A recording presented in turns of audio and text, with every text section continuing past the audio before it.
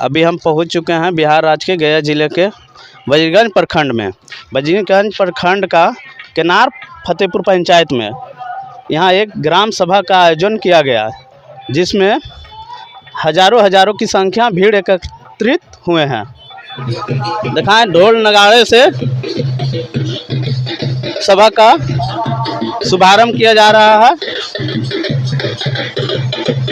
आप देख सकते हैं महिलाएं भी भाग ले रही है इस सभा में।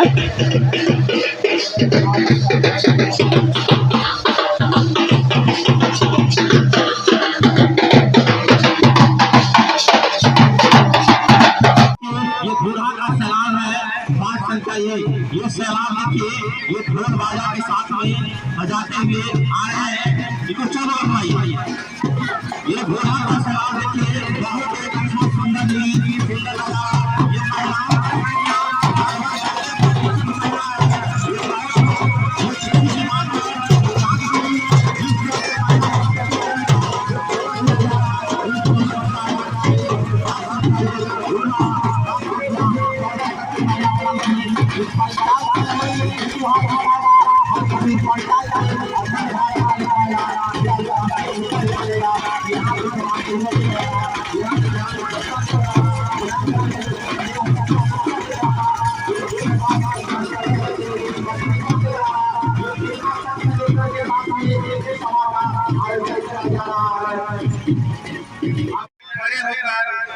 हम लोग भगवान से प्रार्थना करें कि उनकी आत्मा को शांति दे।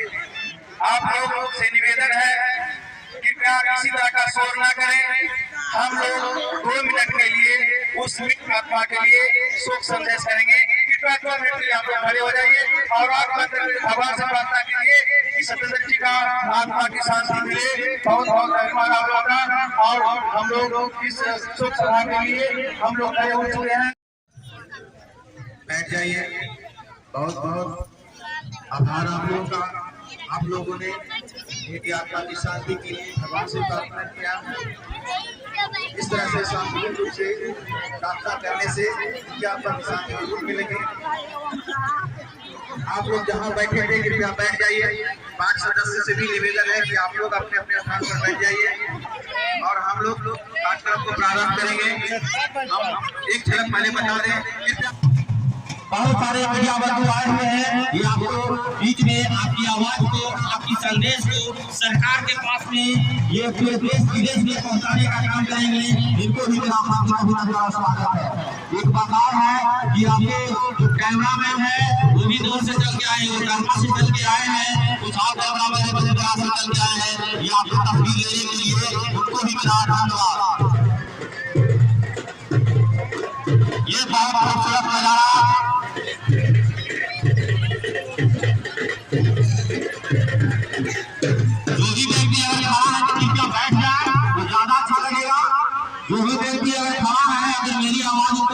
पहुंच रही है तो कृपया बैठ जाए और गाड़ी जिधर नहीं लगाए, साइकिल जिधर नहीं लगाए, टेम्पो जिधर नहीं लगाए, सभी अपने अपने जगह पे लगाए। कार पार्किंग का एक जगह बनाया गया है, कुछ गाड़ियां लगी हुई है वो भी लगाए। धन्यवाद। हम लोग यहाँ जो बैठे हैं काम क्या करने वाले हैं, थोड़ा सा एक उसको जानकारी दे देते हैं, उसके बाद कार्यवाही प्रारंभ हो जाएगी। हमने प्रयास किया है कि ग्राम पंचायत के यहाँ फतेहपुर का जितना भी वार्ड है उसके जितने भी टोले हैं, चाहे क्षेत्र में हो या गांव के क्षेत्र में हो, कोई भी व्यक्ति किसी भी प्रकार के सुविधाओं से बच के रहेगा। राशन सभी के पास होगी, पीने का पानी सभी घरों के पास होगा, रोजगार की व्यवस्था सभी के पास होगा, समुचित रूप से खेत में पटवन के लिए सभी तरह से व्यवस्थाएं होगी, सभी बाटों में आंगनबाड़ी होगी और पढ़ाई भी अच्छी होगी।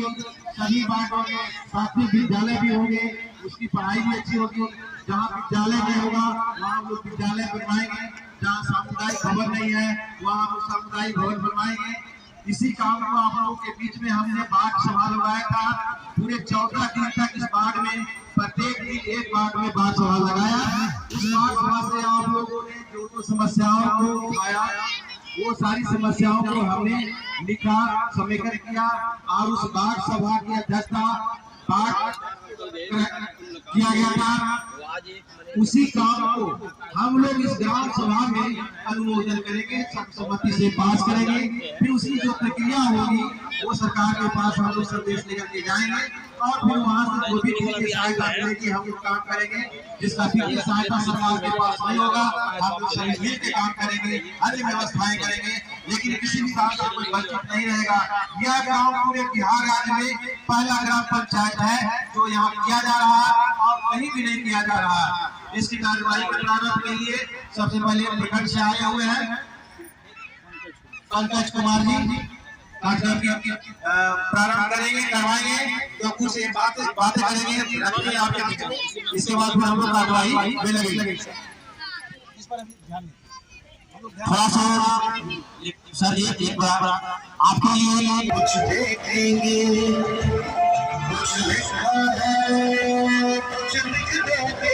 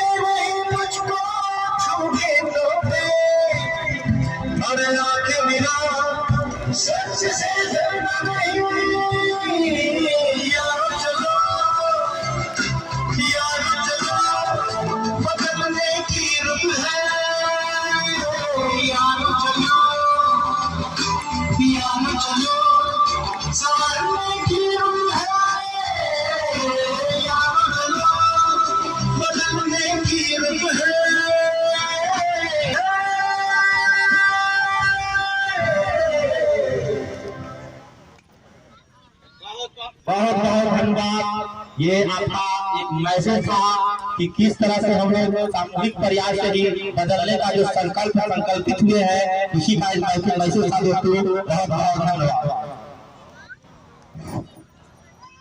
सबसे पहले गुड मॉर्निंग, जोर से बोलिए गुड मॉर्निंग। इस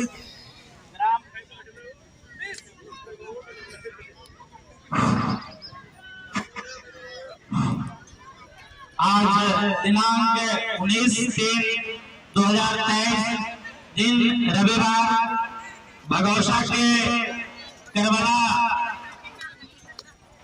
करबला मैदान में खेल का जो परिसर मैदान है, आज माननीय मुखिया श्री सरिता कुमारी की अध्यक्षता में विशेष ग्राम सभा का आयोजन किया गया है, जिसके संचालक या हम लोग आयोजक कह ले तभी कोई दिक्कत नहीं है, श्री डीपी सिन्हा जी, समाज सेवी सह महासचिव राइट टू नॉलेज गया के दिशा निर्देश में किया गया है।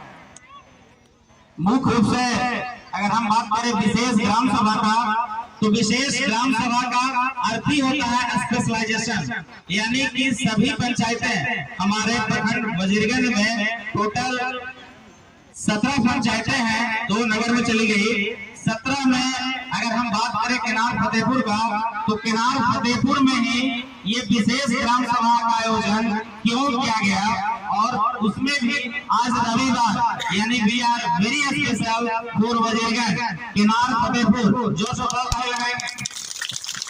Specially thanks to Shri Sarita Kumari, मुखिया प्रतिनिधि ग्राम पंचायत किनार फतेहपुर, एवं उनके सहयोगी समाज सेवी मित्र एवं महासचिव राइट टू नॉलेज गया श्री डीपी सिन्हा जी को मैं अपने प्रखंड मुख्यालय की ओर से तथा सभी समस्त जो ग्रामीण जनता यहाँ पे मौजूद है उनकी ओर से मैं तहे दिल से आभार व्यक्त करता हूँ श्री डीपी सिन्हा जी को। एक बार डीपी सिन्हा जी के लिए विशेष जोरदार ताली से स्वागत करेंगे।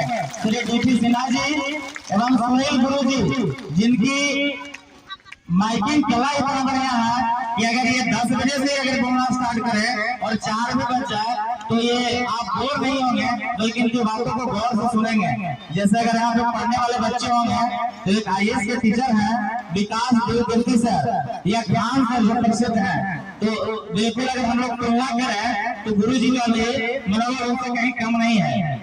अब चलते हैं हम लोग कुछ मूल बातों पे जो विशेष ग्राम सभा का मूल जो तथ्य है उस पर हम लोग चर्चा करेंगे।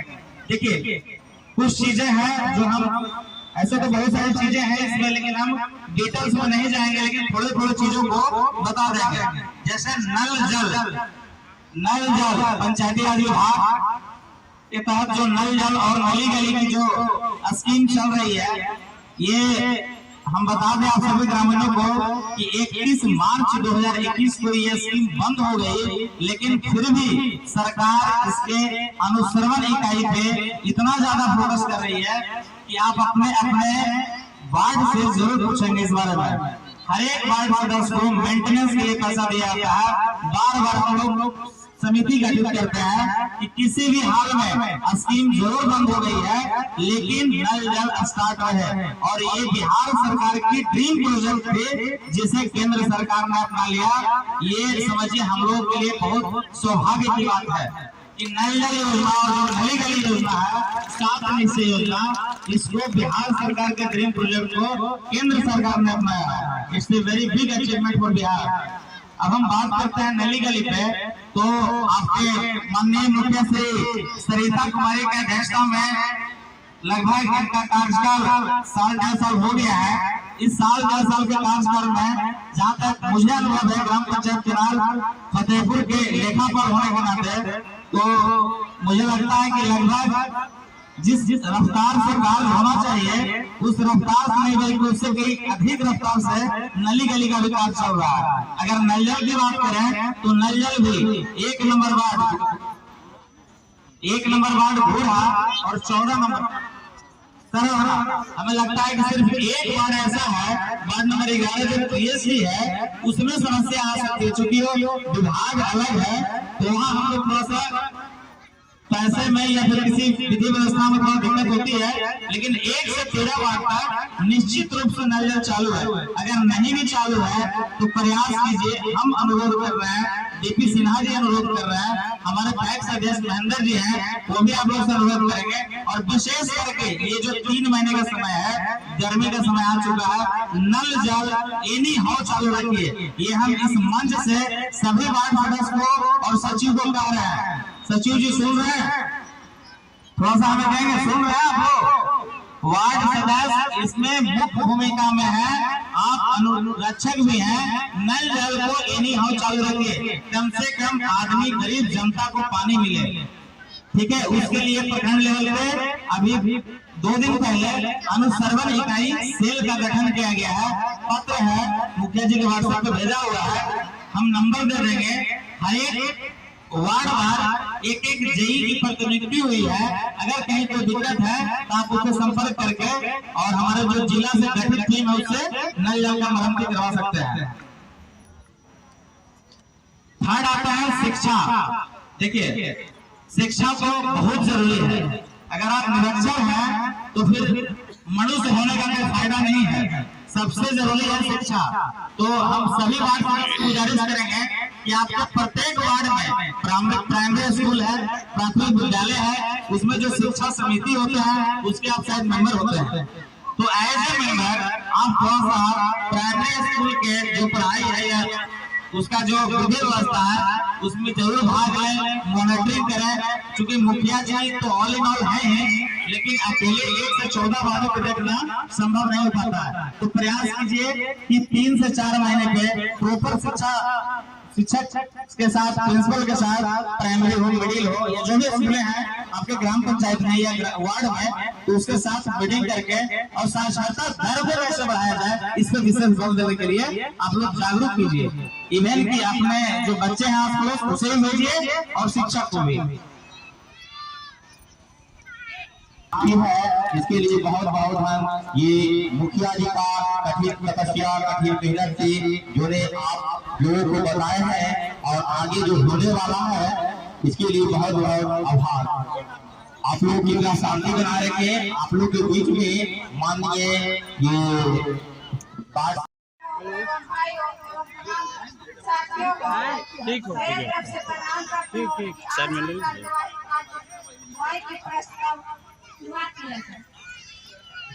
बहुत बहुत आभार। तालियों से लग रहा है। हम लोग अब कार्यवाही को प्रारंभ कर रहे हैं। ग्राम सभा में है।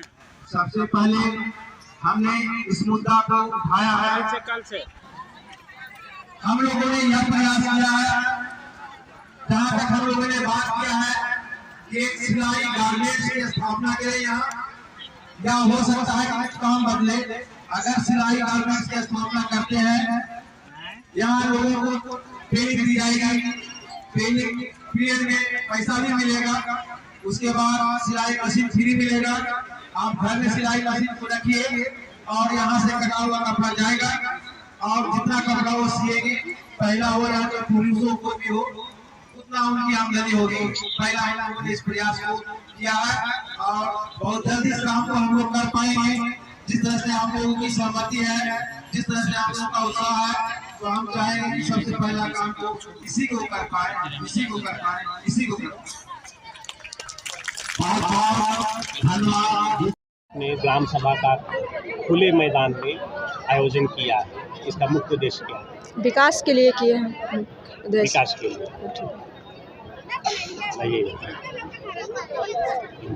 सुमत दिया जाएगा। मैं यहाँ पर देख रहा था कि आप अपने पंचायत के जनता से भी बोल रहे थे कि आपकी यदि कुछ ज़रूरतें हैं तो मुझे बताएं, और आपने बारीकी से सुना। किन किन समस्याओं को जनता ने आपके समक्ष रखा? ग्राम पंचायत किनार फतेहपुर के अंतर्गत इस ऐतिहासिक ग्राम सभा का आयोजन आज किया गया है। और इस ऐतिहासिक ग्राम सभा के आयोजन करने का मूल उद्देश्य ये था कि हम लोगों ने प्रत्येक वार्ड में वार्ड सभा करा करके वहाँ की समस्याओं का समेकन किया है। और ये वार्ड सभा वार्ड अध्यक्ष की अध्यक्षता में कराई गई थी। वहाँ उस वार्ड में जो भी समस्याएं थी, रोड, गली, नली, बिजली, सड़क, पानी, शिक्षा, स्वास्थ्य, रोजगार, सभी समस्याओं का समेकन हम लोगों ने किया। और उस वार्ड सभा के बाद इस ग्राम सभा में उसका हम लोगों ने अनुमोदन कराया। और इसमें कुल मिलाकर के 30 प्रस्तावों को हमने लिया है, जो किसी भी प्रकार की ऐसी समस्या नहीं है कि जो इसका समेकन नहीं किया गया है। हम लोगों ने यह प्रयास किया है कि सरकार का जो वित्तीय सहायता देती है, उसके अलावा भी हम ऐसा प्रयास करेंगे कि वो सरकार भी उसके आगे हम लोग सोचें कि वो पैसा कैसे आएगा, चाहे वो विधानसभा में पेश करके हो, या किसी कॉर्पोरेट फंडिंग एजेंसी के माध्यम से हो, या किसी एनजीओ के माध्यम से हो। तो हम लोगों ने प्राथमिकता के आधार पर सबसे पहले यह तय किया है कि इस ग्राम पंचायत में प्रत्येक घरों में जीविकोपार्जन के लिए किसी रोजगार से जोड़ सके। क्या आप बताएंगे कि सबसे ज़्यादा किन समस्याओं को जनता ने आपके समक्ष रखा? सबसे ज़्यादा समस्या जीविकोपार्जन के लिए इस पर ज़्यादा बल दिया गया, जोर दिया गया कि घरेलू हर घर को, हर व्यक्ति को काम मिले, रोजगार मिले, जिससे वित्तीय सहायता उसको प्राप्त हो सके। आप अपना पूरा परिचय दीजिए। मेरा नाम डीपी सिन्हा, मैं महासचिव राइट टू नॉलेज से गया से हूँ, समाजसेवी हूँ। और मेरा उद्देश्य है, और सुनील गुरु हमारे सहयोगी हैं, हम दोनों का उद्देश्य है कि पूरे बिहार राज्य में एक ऐसी आदर्श ग्राम पंचायत का मॉडल को तैयार कर सकें, जो वो मॉडल पंचायत पूरे देश के लिए एक सीख बने।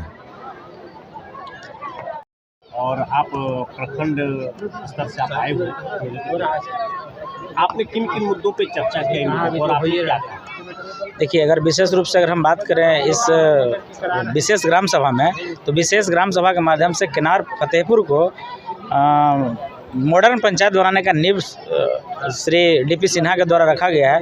उसी के त्वरित संचालन के लिए आज से नींव रखा गया है कि कैसे हम लोग एक विशेष ग्राम सभा करके और किन किन योजनाओं के यहाँ से सर्वसम्मति से पास करके सरकार के जो भी योजनाएं संचालित है सरकार के द्वारा, उन सभी योजनाओं को धरातल पर कैसे उतार सके। जैसे अगर हम बात करें 7 निश्चय के अंतर्गत नल जल है, नली गली है, इंदिरा आवास योजना है, स्वास्थ्य है, शिक्षा है, वृद्धा पेंशन है, कबीर अंत्येष्टि है, और भी कई जो सामुदायिक भवन का निर्माण हो गया, स्कूल का निर्माण हो गया, कम्युनिटी हॉल है, यात्री शेड है, इन सभी सुविधाएं ग्राम पंचायत स्तर पे कैसे पहुँचे, इसके लिए एक सार्थक प्रयास है आदरणीय मुखिया श्री सरिता कुमारी जी के द्वारा, और मैं इनको बहुत बहुत धन्यवाद देता हूं इस चीज़ के लिए। क्या ये पंचायत स्वच्छ लोहिया मिशन के तहत चयनित हो चुका है? हाँ जी बिल्कुल, हम बता दें। हाँ बता देता हूँ आपको। मैं बता दूं कि स्वच्छ Lohia SLWM solid liquid waste management के अंतर्गत स्वच्छ लोहिया भारत अभियान के अंतर्गत किनार फतेहपुर के साथ साथ हमारे और 7 पंचायतों का चयन किया गया है, जिसमें किनार फतेहपुर भी है। और किनार फतेहपुर में खुशी की बात है कि हमारा शेड का निर्माण चालू है। जो स्वच्छ लोहिया मिशन का जो मिशन है वो शुरू हुआ है या नहीं? नहीं, अभी सिर्फ WPU वेस्ट प्रोसेसिंग यूनिट जो है, उसमें कचड़ों का जो निराकरण कर अलग अलग जो सॉकपिट बनाया जाता है उसका काम चल रहा है। और उसके बाद डस्टबिन और रिक्शे का क्रय करके और वार्ड स्तर पे हम लोग उसको घुमा करके और कचड़ों को एक जगह संगठित करके डालने का प्रयास करेंगे। आपको लग रहा है कि ये जो किनार फतेहपुर में 14 वार्ड में फैला हुआ यह पंचायत है और इसमें सभी जनता जो है जागरूक नहीं है, जहाँ तहाँ फेंकने की आदत लग चुकी है, तो आप उनको जागरूक कर लेंगे? बिल्कुल।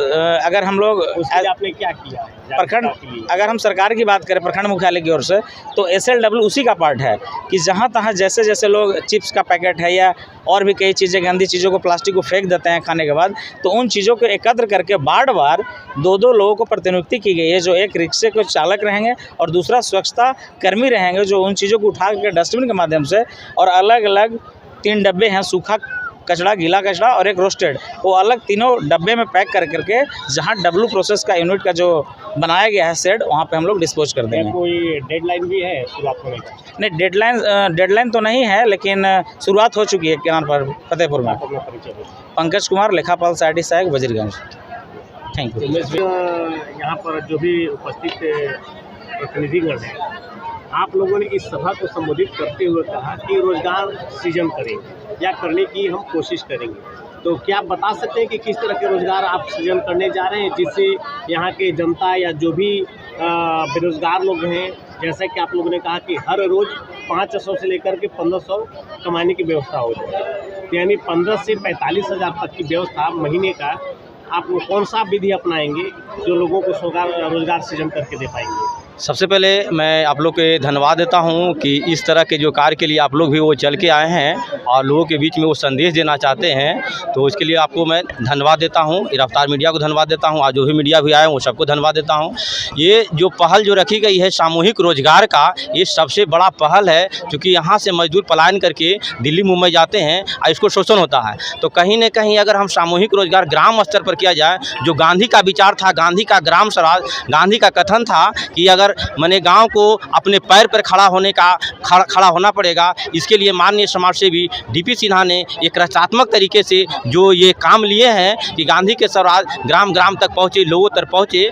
इसके लिए सामूहिक रोजगार में टेक्सटाइल से जोड़ा जाएगा और इसको एजेंसियाँ के दिया जाएगा। जो भी एजेंसी इसमें काम करेगी, जो ही संस्था हो, NGO हो, सरकार हो और जो संस्था हो, इसके लिए टेक्सटाइल में प्रशिक्षित करके हर महिला। अभी आप लोगों ने कहा था कि यहाँ पर शुरुआत हम सिलाई कढ़ाई वगैरह से करेंगे, तो जो भी हो गया आप स्विंग एम्ब्रॉयडरी, तो बड़े पैमाने पे यहाँ पर सिलाई मशीन की आवश्यकताएं होगी महिलाओं के लिए या पुरुषों के लिए। हाँ, तो कहाँ से संभव? हाँ, तो ये होगा। इसके लिए गारमेंट जो टेक्सटाइल उद्योग है, गारमेंट जो एक्सपोर्ट करती है, जैसे कपड़ा बनाने का काम, तो ये बहुत पैमाने पे ये उद्योग लगाया जाएगा, जिसमें हर महिलाओं को, महिला सशक्तिकरण के लिए महिलाओं को इसमें रोजगार जोड़ा जाएगा कि 500 से 1000 अगर महिला अगर कमा लेती है तो ये इसका एक मैंने घर का सबसे बड़ा योगदान दिया जाएगा समाज को बनाने में, घर को बनाने में। इस ग्राम सभा से एक अलग मेरा प्रश्न होगा और आखिरी प्रश्न है यह जी।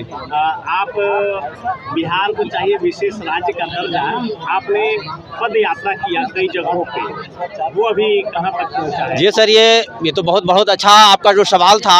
मैंने ये सोचा कि अगर बिहार को अगर पलायन रोकना है, अगर बिहार को मजदूर को बाहर से जाने से रोकना है, तो सरकार जो मांग कर रही थी विशेष राज्य का दर्जा, मैं अभी तक 17 जिला जाके जिला अधिकारी को ज्ञापन दिया हूँ और और ताकि अगर विशेष राज्य का अगर दर्जा दिया जाता है तो यहाँ कल कारखाने लगेंगे, उद्योग धंधे लगेंगे और यहाँ रोजगार हो जाएगी और यहाँ से मजदूर पलायन रुकना बंद हो जाएंगे। यही मेरी मोशन। जिलाधिकारियों ने क्या आपसे कहा?